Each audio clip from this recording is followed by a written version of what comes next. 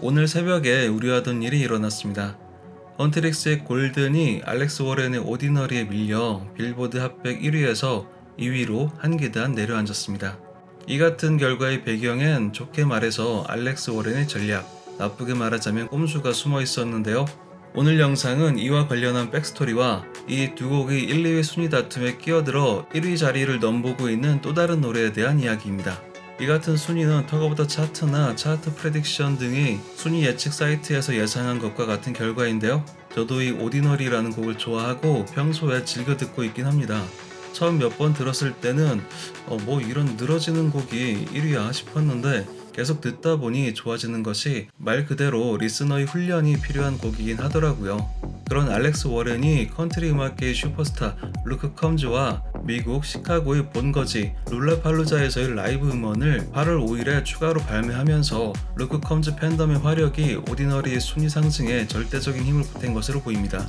알렉스 워렌의 입장에서 본다면 1위를 고수 혹은 탈환하기 위한 나름의 영리하다면 영리한 전략이긴 한데 오디너리라는 곡의 가사 내용이 화려하지 않아도 괜찮다.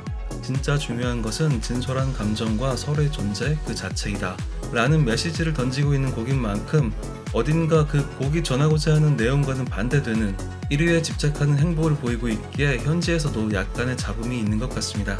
하지만 우리는 이미 알고 있죠. 이젠 미국 한정의 로컬 차트나 다름없는 빌보드 핫백보다 전 세계 200개 이상의 지역에서 가장 인기 있는 곡을 줄 세우는 글로벌 200이 객관적 지표로서는 더욱 큰 의미를 갖는다는 것을 말이죠.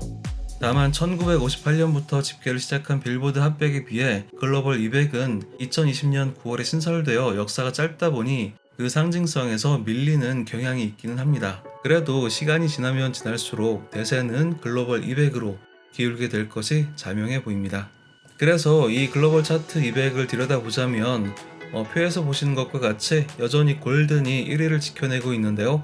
그 외에 블랙핑크의 점프가 3위로 약진하고 있는 모습이 인상적이고 데뷔 날짜와 제삿날이 같은 사자보이즈의 소다팝과 요 아이돌이 나란히 4위와 5위를 차지하고 있는 모습도 상당히 놀랍네요. 보시다시피 글로벌 200에서는 K-팝이 탑10 중 5곡, 그 중에서도 상위 5곡 중 4곡을 차지하고 있는데요. 지금의 이 현상, K-문화가 메인스트림에 우뚝 올라서게 된 지금의 이 세계관이 가끔 머리가 멍해질 만큼 현실이 맞나 싶기도 합니다. 다시 빌보드 핫백으로 돌아와서 이야기를 좀 더 해보자면 골든과 오디너리가 1위를 두고 각축을 벌이고 있는 것은 맞지만 예상해보건대 다음 주 혹은 그 다음 주에는 골든이 다시 오디너리를 누르고 핫백 1위를 차지할 것으로 개인적으로는 생각합니다. 그 이유는 넷플릭스 순위 집계 사이트 플릭스 페트롤에서 찾아볼 수 있는데요. 지난 영상에서 몇 번 다뤘지만 K-팝 데몬 헌터스는 약 2달간에 걸쳐 넷플릭스 영화 부문 1위를 수성하다 A급 신작이 공개되면 며칠간 2위로 내려앉았다가 다시 1위를 탈환한 이력이 이미 4번이나 있었고 어제까지만 해도 1위를 지키다 바네사 커비 주연의 나이트 올웨이즈 컴즈의 신작 버프에 밀려 2위로 하락하였지만 지금까지의 추세로 봤을 때 며칠 안에 다시 캐대언이 1위를 탈환할 것으로 보입니다. 이처럼 골든을 포함한 OST를 담고 있는 영화 그 자체가 세계 최대 OTT 사이트인 넷플릭스에서 기록적인 흥행을 장기간 이어가고 있는 만큼 루크 컴즈와의 콜라보 음원의 화력이 그에 맞대응해 계속해 1위를 유지하기에는 힘겨울 것으로 예상됩니다. 그리고 이 둘의 순위 경쟁에 끼어들고자 하는 곡이 눈에 띄는데요. 그것은 바로 3위를 차지한 모건 월렌의 What I Want가 아니라 사자보이즈의 You Are Idol입니다.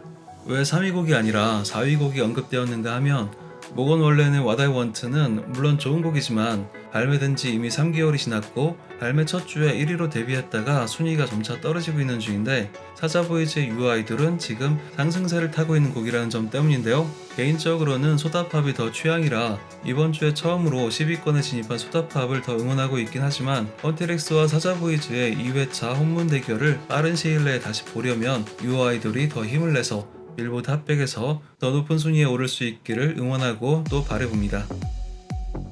오늘 준비한 내용 여기까지이고요. 해외 댓글 반응뿐만 아니라 오늘처럼 외신 소식이나 각종 이슈에 대한 나름의 제 생각도 종종 영상으로 만들어 볼 계획인데요. 하루 1영상을 목표로 열심히 채널을 운영해 나가볼 계획이니까 구독과 좋아요 그리고 댓글로 많은 응원과 피드백을 부탁드립니다.